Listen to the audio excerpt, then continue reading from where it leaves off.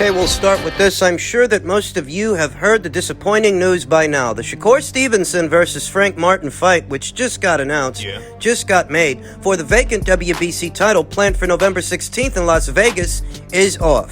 Sources told ESPN. This comes days after the WBC purse bid was canceled, after organization was notified by both sides that a deal was reached. Top Rank sent the contract over to Martin's side, and the following day was told that he was no longer interested in the fight, sources said. It's a shameless duck is what it is. The fight was a good fight, good. Too good to be true. Things went too smoothly. The fight got made too easily, forgetting the PBC's long history, their fighters. Their long history of avoiding fights with other fighters on other sides of the street to maintain the illusion. Remembering how Peter Quillen shamelessly ducked Matvey Korobov, dropping his WBO title because Rock Nation, not the PBC, won the purse bid for their fight. And what about Al Heyman pulling the plug on the Leo Santa Cruz versus Guillermo Rigondeaux fight to protect Leo Santa Cruz? Remember that? Boxing scribe Chris Mannix reacted to the news by saying, "This is disappointing. Frank Martin was set to make in excess of $1 million for the fight. Deal was done. Top Rank was informed today that Martin no longer wanted it. A big 135-pound title fight off the table, down the drain." This is tell them age with the PBC. They're shameless ducks over there. This is more in keeping with the PBC's history and the behavior many of their fighters exhibit. How DAZN offered Jermall Charlo in excess of $6 or $7 million to come over and unify titles with Demetrius Andrade, and Jermall would have none of it. They offered Gervonta Davis about $7 or $8 million to unify titles with Tevin Farmer. He wouldn't do it. Multi-million-dollar offers to Luis Ortiz, to Adam Kovnowski to come over and box Anthony Joshua back when Anthony was an unbeaten fighter, an unbeaten champion. Offers that were rejected. What about Wilder? They offered Deontay Wilder a $100 million transatlantic two-way rematch clause. Undisputed title fight. He thought fighting Fury again was more important. As stated, this is tell them age from the PBC. Now, Shakur Stevenson, Shakur himself, reacted to the news by saying, "Most ducked fighter in the sport of boxing, Edwin, get ready. I'm tired of yo bitch ass saying my name," referring to Edwin de los Santos of the Dominican Republic. Few passing thoughts. Shakur Stevenson is too good for his own good. That's why Isaac Cruz didn't want to fight him when he was ordered to fight Shakur Stevenson,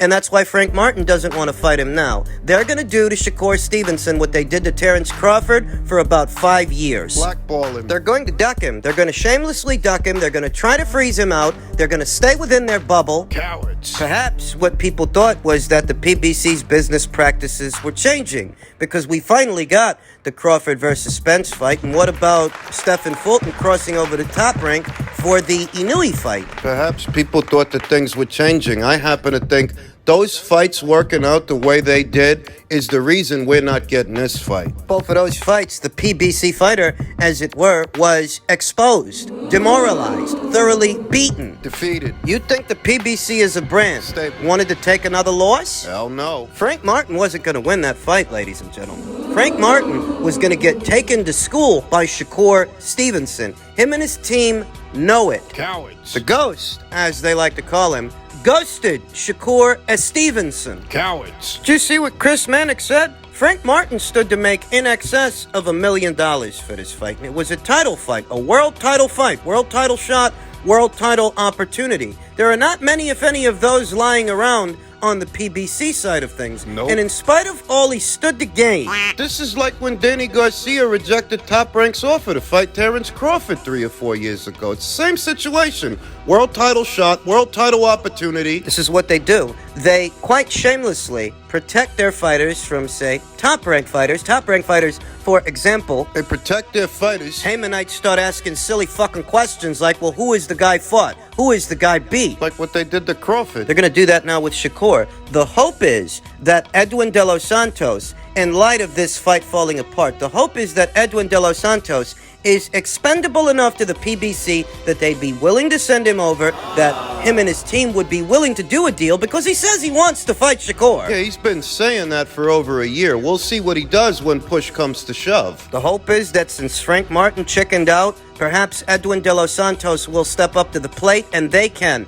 in effect, save the date. salvage the show. Let's hope. Worst case scenario is that Frank Martin has skipped out on Shakur Stevenson to fight Edwin De Los Santos on the PBC side of things, in effect, freezing Shakur out. But that wouldn't even be a title fight. I know it wouldn't be a title fight. It wouldn't be a title fight. It wouldn't be for as much money. As many people would not be able to see it. Because ESPN is a bigger platform than Showtime. It's a shameless duck is what it is, but as stated, it's tell-dem age. It's what I've come to expect from the PBC. This is why it took 5 years to do the Crawford versus Spence fight. Stephen Fulton, who I give a lot of credit for doing what he had to do to be in a big fight and get a big purse, get a big payday. He did try his luck, and it didn't work out in the end, did it? When you leave the firmament, you gamble your unbeaten record. I think the people at the PBC have suffered enough losses recently. They don't want any more of their unbeaten guys gambling. Errol just got his ass kicked, and so did Stephen. They didn't want to see that happen to Frank.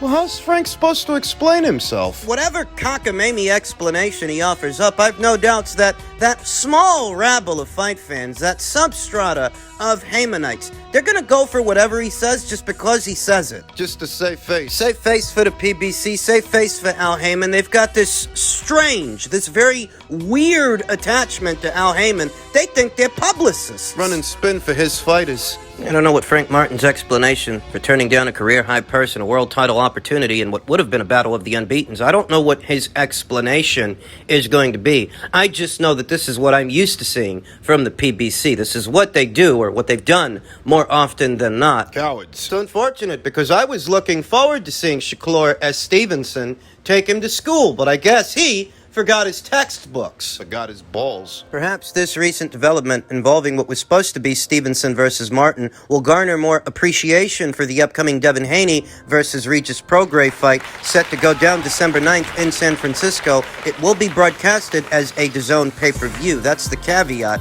that while this is a good fight, an intriguing fight, it'll be an expensive one. More expensive at least than Stevenson versus Martin would have been. That wasn't going to be a pay-per-view. This is, which has given rise to widespread debates as to whether or not this fight, this good fight, is it good enough that it should be billed as a box office fight, a pay-per-view. And in order to satisfy the fighters' financial demands, Devin's demands and Regis's, DAZN isn't just throwing money at fights anymore. if they did that in the beginning, when they first debuted in the American market, it was to cultivate talent in the American market, give that talent an incentive to come over. They've done that, and they understand this market a little better now. The American one. They're not overpaying for fights. DAZN isn't just throwing money at fights anymore. They understand the market well enough that they're not going to overspend, spend in excess of a fight's commercial value in order to do a fight. Thus, if what Devin wants and what Regis wants, If it's more than DAZN is willing to spend, they'll put it on pay-per-view, hoping the rest of the money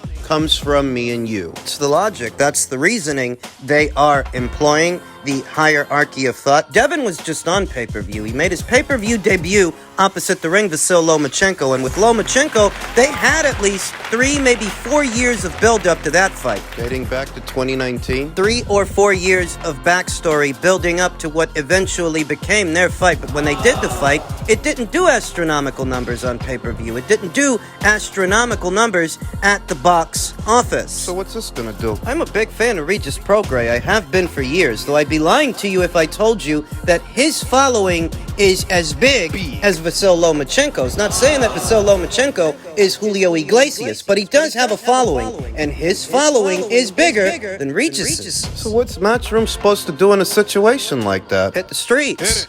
You get out there and you sell this fight. You sell this fight to as many people, as many households, as many wallets. Sell it. You promote it and you Sell it. You sell it. You promote the hell out of this thing. You have the guys doing commercial spots or TV spots. You have the guys do the rounds on the podcasts, the media. Sell it. Little old-fashioned elbow grease is in order because, as stated, to a lot of people, even though this is a good fight, it's a very good fight, it's not box office worthy. So if you want a return on your investment, you've got to do whatever you can do to promote it, do whatever you can do to sell it, raise the profile of the fight, capture the imagination of the boxing community at large. They have what remains of this month, what remains of September, all of October, and all of November to try and promote the fight in December. Early December. Less than ideal placement for a show because the holiday season, that's the holiday season. People are thinking about their families and Christmas, and that's where their money's going to. It is. Tack on that Wilder versus Joshua has just hit a snafu, and it may not go down now. And what Eddie Hearn stated was, if Anthony Joshua don't end up boxing Deontay Wilder, if they can't do that deal, they're going to get him back out there in December. Same month as this fight. They are toying with the idea of putting him in there with either Felipe Progovic or maybe Andy Ruiz in a trilogy in which you have to ask yourself, if Haney versus Prograis is going to be a pay-per-view, does that also apply to Anthony Joshua's next fight? Is that going to be a pay-per-view as well? 2 pay-per-views in the same month on the same platform is not a good idea. Andy Ruiz was reported to have wanted an arm and a leg for a Fury fight and an arm and a leg for a Wilder fight. He's likely going to want an arm and a leg for a Joshua trilogy. Kind of situation that sees fights that may not be otherwise box office fights end up there to satisfy the fighter's financial demands. See what happens. As it pertains to Devin Haney versus Regis Prograis, I myself have every intention of purchasing the fight. I can do that. It's a very intriguing fight. Devin's got to stay in character here. He's got to stay in character and be that outside jabber, that textbook pure boxer, economic and defensively minded. It's Regis, The boxer puncher. the counter puncher. He's the one who's got to break character. Tweak things a bit and adjust to the fighter that he's about to fight, because he can't afford to be economic looking to set up a single big shot, No. a single big punch, waiting for a window of opportunity that may not open. What is the bane of the counter puncher, the boxer puncher,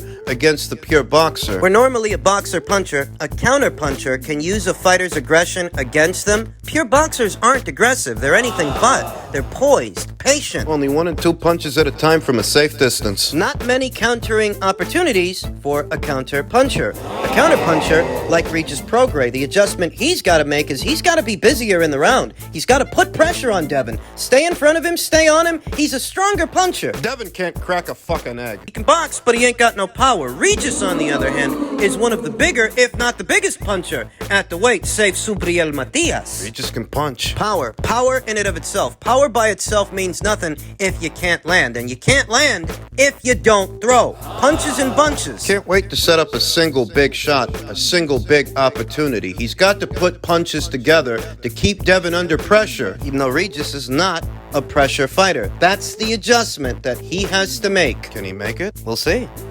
Tyson wants it, but he wants it so much, that's why we've made him all these offers. Is that the only fight Tyson wants currently? Outside of obviously the Francis? The fight Tyson wants to get out the way is this one on the 28th. Don't take it for granted. That man can punch. He's not some mug, is he? Has it been frustrating to see some of the critics, or do you somewhat understand, because obviously everybody would have loved to have seen Fury Usyk taking place now? Because Usyk, we're going down the road. I'm sick to death of being asked the same stupid question. So where does the undisputed fight sit then? Is it not priority anymore, given what it took to kind of... Has it ever been my priority? Did I ever say I wanted undisputed? It's always been some other little bitch's dream, hasn't it? Undisputed, road to undisputed. Listen, I got Francis Ngannou to deal with, and should the other little sausage want to fight for the undisputed, then, if he takes a small percentage, then we might make it happen. But if he wants a large bag, then I'm going to say, no thank you. According to Frank Warren, the Usyk fight is the only fight that Tyson Fury wants, but according to Tyson Fury, it's the exact opposite. That fight is not a priority. That's what he said in plain English. We talked about Bob Arum's optimism in my previous video. Now we're going to talk about Frank's and how... I think Fury versus Usyk is a lost cause at this point. Look at the sequence of fights, ladies and gentlemen. From Derek Chisora late last year, out of all the people that Tyson Fury could have fought and should have fought, he fights Derek Chisora late last year, and his excuse was that... Pointless trilogy. That Usyk wouldn't fight him, and AJ wouldn't fight him. I didn't realize the heavyweight division was limited to just those two guys, just those two boxers. I mean, what about guys like Martin Bakoli? Or Slanbek Makhmudov. Do you know why names like that are out of the question? It's because underneath it all, not even Tyson Fury's fans expect him to gamble anymore. Not after the scare that he suffered opposite the ring Otto Wallin. That was supposed to be an easy fight. That was supposed to be an easy one. They didn't expect him to have to work as hard as he did to beat that guy. Based on what happened in that fight, they don't expect Tyson Fury to gamble anymore. Fighting these unbeaten up-and-comers, taking them on and giving them a chance to box on a big stage when perhaps they're hungrier than he is. They don't expect him to do that. So names like Martin Bakole and Arslanbek Makhmudov, they don't even come into it. He wants to do more circus fighting. Look at what he said. Said, I'm on to big fights. Francis Ngannou, John Bones Jones. I want challenges. I don't want easy bait. They're all bums, the boxers. I've already proven myself as the best boxer that's ever lived. Now I'm going to prove myself as the best fighting man that's ever lived. By boxing non-boxers? I believe that Tyson Fury has made the same decision behind closed doors that Tommy Fury made. Tommy Fury was once tabbed as a pugilist, a boxer. Perhaps not the best, but a legitimate boxer. Now, Tommy Fury boxes social media influencers almost exclusively. He hasn't fought since the Jake Paul fight. You think he's gonna go back to boxing gatekeepers at your call? Of course not. Not after having made all the money that he made boxing a non-boxer. And I believe that's the same hierarchy of thought Tyson Fury is employing. Why go back to stepping in the line of fire, Why? stepping into the fire, Why? when I can make all this money boxing non-boxers? That wouldn't be the end of the world if you weren't still in possession of the WBC title. If not for that, I wouldn't even talk about the guy. I wouldn't bring him up. Wouldn't have to, because if he didn't have the green belt, he wouldn't be holding up the division, i.e., he wouldn't be holding up Undisputed. Then he can go do whatever the fuck he wants to do. Who cares? That's it.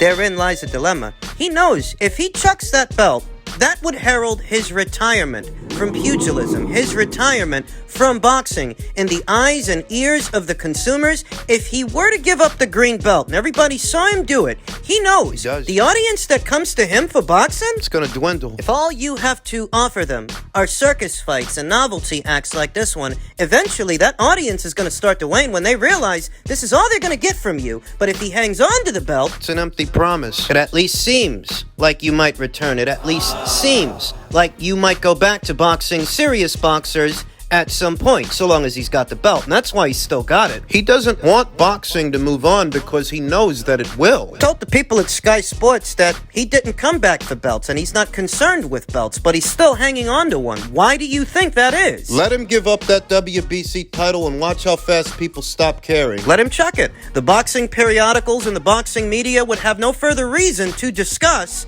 Tyson Fury. He knows that. He's just stringing you guys along, and you're letting him.